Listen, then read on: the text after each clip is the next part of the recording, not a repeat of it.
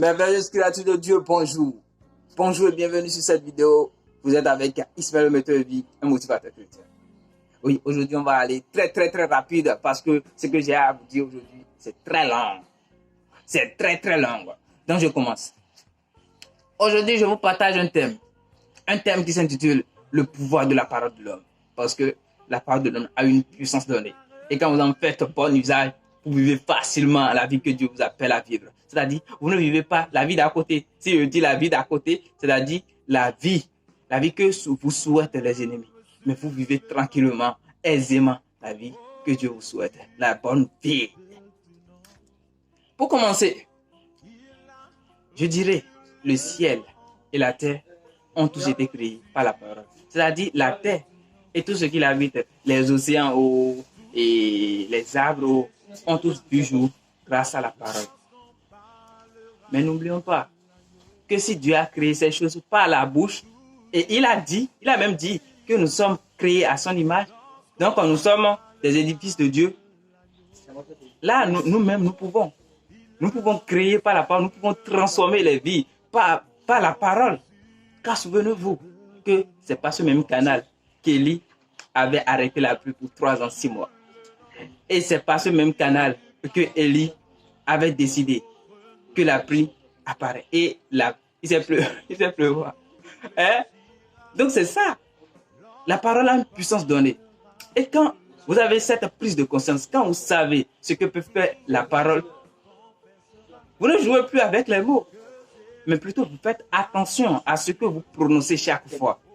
Parce qu'il est écrit de tourner 7 fois nos langues avant de parler.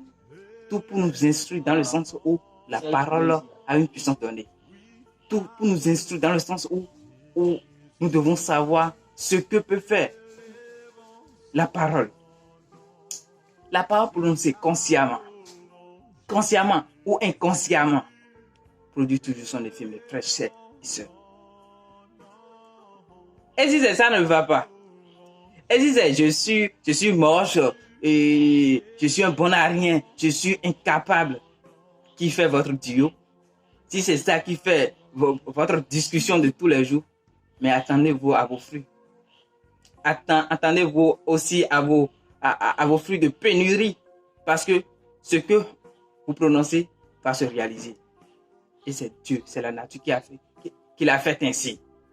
Car ce sont nos paroles qui créent nos pensées, mes chers frères. Ce sont nos paroles qui créent nos réalités. Ce sont nos paroles qui créent nos habitudes. Ce sont nos paroles qui créent nos caractères et nos caractères créent le destin directement. Donc quand vous ne savez pas utiliser la parole, vous pouvez l'utiliser aussi contre vous, c'est ça. Et c'est ça ce qui est triste dedans.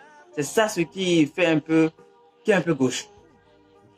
Donc, notre défi du jour, c'est de faire bon usage de la parole. C'est de prononcer, c'est de dire des bonnes choses.